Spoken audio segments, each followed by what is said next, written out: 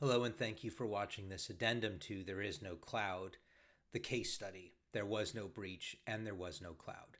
And we're going to start this case study, of course, with an incident. And I like to use current events, so we'll start with an incident that happened just a few days ago. In this case, it was the exposure of millions or hundreds of millions of Facebook user records that were found on an Amazon cloud server. Now, if you read these articles, you'll immediately think, well, of course, this is an issue between Facebook and Amazon. But is it? In fact, if you look at the information that's publicly available, you'll see, of course, that Facebook and Amazon are named, but there's no direct connection between the two.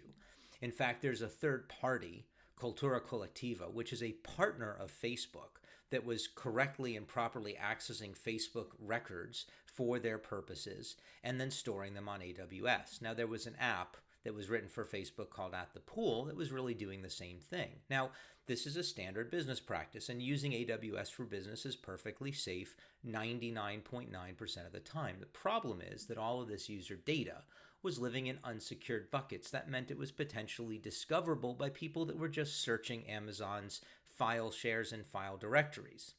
And somebody found it. And what they found was 146 gigs of data that contained 540 million user records and 22,000 app passwords. This is really not good. Now, the group that discovered the data chose to do a public disclosure of that, I believe, before notifying Facebook or Amazon of it, which of course exacerbated the issue. And we'll get to that in a bit. But what I want you to think about here is if you look at this model, where's the cloud? Now, the cloud exists in every one of these four elements. Now, you might think AWS is the cloud, and that may be true, but Facebook is a cloud architecture, and most organizations, if they're using AWS as their back end, are in cloud architectures also. So everything is the cloud, and therefore, really, nothing is the cloud. Because if it's all the same, there's no distinction between cloud and on-prem. It's just the flow of information. But Facebook owned it. They said their policies prohibited their partners from doing what they did. And they worked with Amazon to pull all of the data and protect that data. And that was the right thing to do because Amazon, what I'm seeing here, acknowledges the fact that there really is no cloud and there is no third party.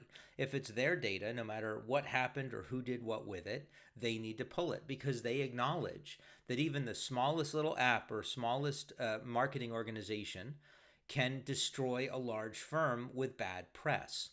And so they did the right thing. But we all like to play the blame game, so let's play it. Now, at the very bottom of the blame pile exists the app and the organization that chose to use AWS and, more importantly, chose to put sensitive information in public shares. But then we also have to look at the discoverer of this information. What practices did they use to disclose the information? How much time did they give the organizations to shut down the data before they went public with it? And what did they do to work with the organizations to properly sanitize and remove all of the data that they found and perhaps even some data that they didn't? Something to think about, right? Just because you find it doesn't mean you're not at some point culpable in the process. Then, of course, we have Facebook. Now, it's their data. They chose to sign agreements, and whether they do or do not have regular and routine checks of hygiene, whether that's a thorough inspection or simply a checklist that they have to follow, something clearly went wrong there. But to their credit, they did directly work with Amazon and fix the problem. And then finally, we have Amazon themselves. Now, Amazon is the least culpable in all of this. And the simple example I'll give you is if your laptop is stolen and somebody breaks into it and steals your information, you can't sue the hard drive manufacturer.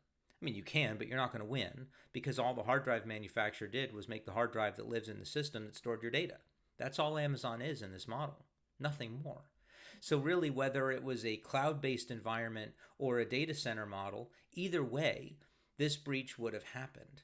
It would have happened because somebody knew the policies or didn't know the policies and did something that exposed all of these different user records.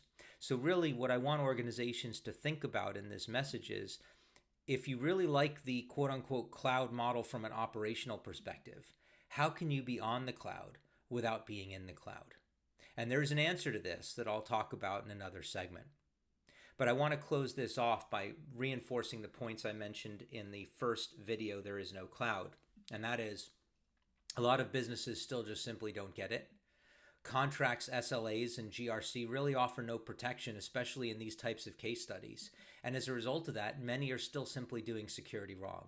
They're approaching governance and compliance wrong. They're approaching how they deploy security and the policies they use wrong. And it's because they believe that the cloud is a separate entity and that third parties are separated from them as a business. And until we choose to bring all this together, there's going to be issues. Thank you.